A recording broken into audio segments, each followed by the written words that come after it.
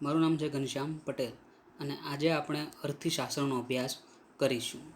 તો અર્થશાસ્ત્રની જો વાત કરવામાં આવે કોમર્સમાં, તો અર્થશાસ્ત્રનો વિષય માત્ર ને માત્ર 11 અને 12 પૂરતો સીમિત રહેતો નથી. પણ ભવિષ્યમાં તમે જ્યાં પણ જશો, એટલે કે કોઈ તમે BCA કરો, MBA કરો અથવા તો BCom કરો, તો આ ત્રણેય જે કોર્સ છે કોલેજના, એમાં ત્રણેયમાં અર્થશાસ્ત્રનો વિષય આવે છે. BCAમાં માત્ર 2 સેમેસ્ટર પૂરતી આ અભ્યાસ આવે છે, પરંતુ BBA અને BComમાં વાત કરવામાં આવે તો આ અભ્યાસનો ત્યાં પણ આ અર્થશાસ્ત્રનો તમે ત્યાં પણ અભ્યાસ કરીશું. આ સિવાય જો પ્રોફેશનલ કોર્સિસની વાત કરવામાં આવે તો CA, CS અને CMA આ ત્રણેય પ્રોફેશનલ કોર્સમાં પણ અર્થશાસ્ત્રનો અભ્યાસ કરવામાં આવે છે. હવે જો આપણે ફર્સ્ટ ચેપ્ટરની વાત કરીએ તો અર્થશાસ્ત્રમાં આલેખો. અર્થશાસ્ત્રમાં આલેખ આ ચેપ્ટરમાંથી બોર્ડની પરીક્ષામાં 8 માર્ક્સનું પૂછવામાં આવે છે. અને હવે આપણે આગળ વધીએ તો પહેલો પ્રશ્ન જે છે કે આકૃતિ અને આલેખનો અર્થ. તો તમારી બુક્સમાં જો વાત કરવામાં આવે તો આકૃતિ અને આલેખનો અર્થ, એમાં બંને અલગ અલગ પ્રશ્નોના જવાબ સ્વરૂપે આપેલું છે, જેથી આપણને સમજવામાં પણ ત્યાં મુશ્કેલી પડે.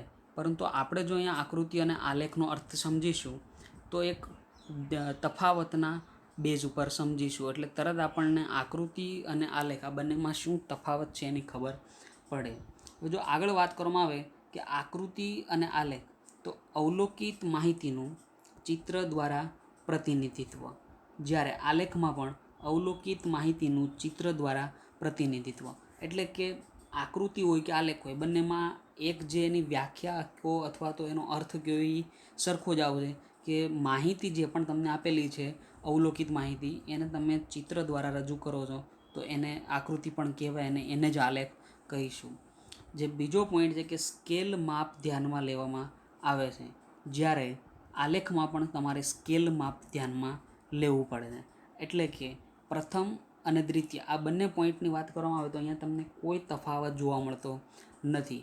તો અહીંયા એક વસ્તુ તો ક્લિયર થઈ કે આકૃતિ અને આલેખનો જો તફાવત આવો પ્રશ્ન બોર્ડમાં પૂછવામાં આવે તો આપણે આ પહેલો અને બીજો આ બંને પોઈન્ટને લખીશું નહીં, કારણ કે અહીંયા કોઈ તફાવત આપણને મળતો નથી. પરંતુ બાકીના જે 4 પોઈન્ટ વધે છે, આ 4 પોઈન્ટની અંદર આપણને આકૃતિ અને આલેખમાં તફાવત જોવા મળશે.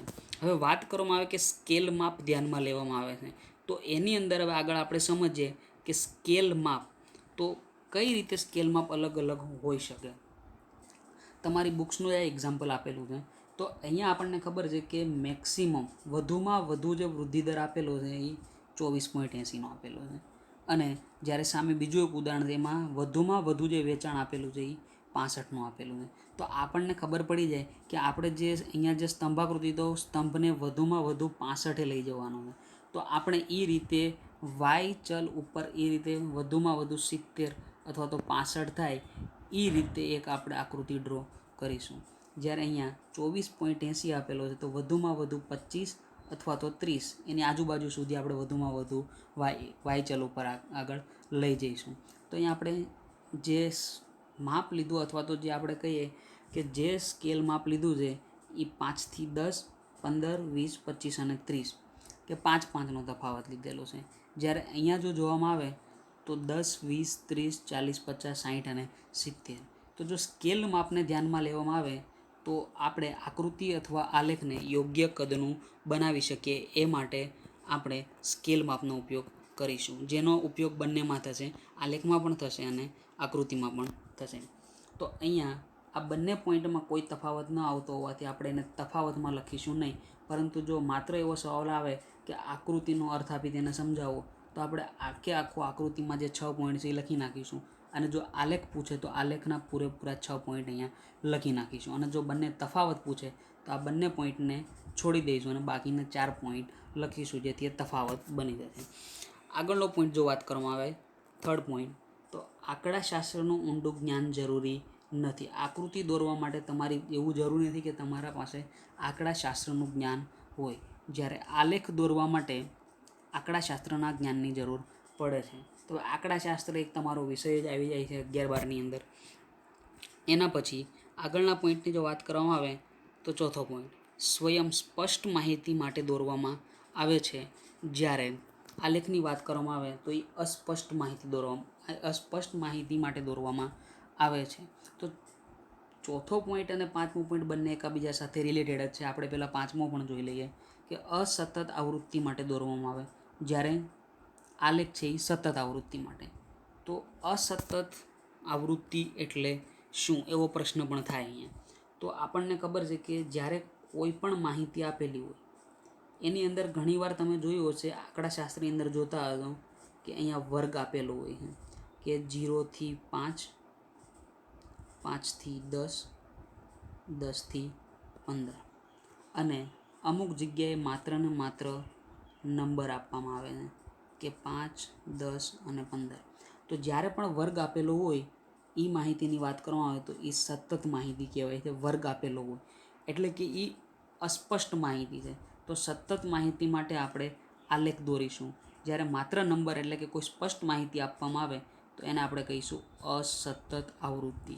તો અસતત આવૃત્તિ હોય તો એમાં આપણે આકૃતિ દોરીશું. તો આ બંને પોઈન્ટ મારા ખ્યાલથી તમને ક્લિયર થઈ રહ્યા છે કે અસતતમાં સ્પષ્ટ માહિતી આપવામાં આવે, કોઈ એક નંબર જ આપવામાં આવે 5, 10, 15, અને સતત માહિતી જોવામાં આવે તો સતત માટે વર્ગ આપવામાં આવે 0 થી 5, 5 થી 10 અને 10 થી 15. આવી રીતે વર્ગ આપવામાં આવે સતતમાં. તો અહીંયા કોઈ સ્પષ્ટ માહિતી નથી, પરંતુ અસ્પષ્ટ માહિતી માટે દોરવામાં આવે છે.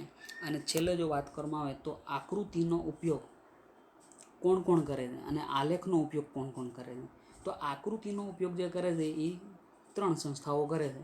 એક વિજ્ઞાપન કંપનીઓ, રાજ્ય અને સામાજિક સંસ્થાઓ. શા માટે કરે છે? પ્રજાને માહિતી આપવા માટે કરે છે. તો અહીંયા એક શબ્દ લખ્યો છે કે વિજ્ઞાપન કંપની. તો વિજ્ઞાપન કંપની એટલે શું? આપણને એવું થાય કે આ કેવા પ્રકારની કંપની છે, પણ વિજ્ઞાપન કંપની એટલે આપણે કહી શકીએ કે જે કંપનીઓ જાહેરાત કરે છે એ કંપનીઓને વિજ્ઞાપન કંપનીઓ કહેવાય. તો કોઈ પણ કંપની કોઈ જાહેરાત કરે તો સામે પ્રજાને જે માહિતી આપવાની હોય છે અને એના માટે આકૃતિનો ઉપયોગ કરવામાં આવે છે. જ્યારે રાજ્યની વાત કરવામાં આવે તો આપણા મગજમાં તરત એવું થાય કે રાજ્ય એટલે જે 28 રાજ્યો છે હાલમાં આપણે ભારતમાં, કેમ કે જમ્મુ કાશ્મીરને હવે કેન્દ્ર શાસિત પ્રદેશમાં લીધેલું. તો આપણને ઘણીવાર એવું થાય કે રાજ્ય એટલે જે 28 રાજ્યો છે, પણ અહીંયા આપણે ખોટા પડીએ. તો સિમ્પલ મિનિંગ જોઈએ તો રાજ્ય એટલે આપણે સરકાર યાદ રાખવાનું, કે કેન્દ્ર સરકારને પણ તમે રાજ્ય કહી શકો, રાજ્ય સરકારને પણ રાજ્ય, અને સ્થાનિક સરકાર પણ એક રાજ્યમાં જ આવે. તો અહીંયા રાજ્ય એટલે સરકાર. તો આકૃતિનો ઉપયોગ રાજ્ય પણ કરે છે પ્રજાને માહિતી આપવા માટે. અને છેલ્લે સામાજિક સંસ્થાઓ. તો સામાજિક સંસ્થાઓ પણ આકૃતિનો ઉપયોગ કરે છે પ્રજાને માહિતી આપવા માટે. પણ જ્યારે આલેખની જો વાત કરવામાં આવે તો આલેખનો ઉપયોગ સંશોધનકારો અને ઉચ્ચ શિક્ષણમાં વધુ કરવામાં આવે છે, જેમાં પ્રજાને માહિતી આપવા માટે એનો ઉપયોગ કરાતો નથી, પરંતુ સંશોધનકારો અને ઉચ્ચ શૈક્ષણિક સંસ્થાઓ આ આલેખનો ઉપયોગ પોતાના માટે કરે છે. તો અહીંયા જે છેલ્લે છઠ્ઠા પોઈન્ટમાં જે તફાવત આવે ને એ આપણે ખાસ યાદ રાખવાનું કે આકૃતિનો ઉપયોગ જે થાય છે એ પ્રજાને માહિતી આપવા માટે થાય છે, જ્યારે આલેખનો ઉપયોગ એ લોકો સંશોધનકારો અને ઉચ્ચ શૈક્ષણિક સંસ્થાઓ પોતાના માટે કરે છે.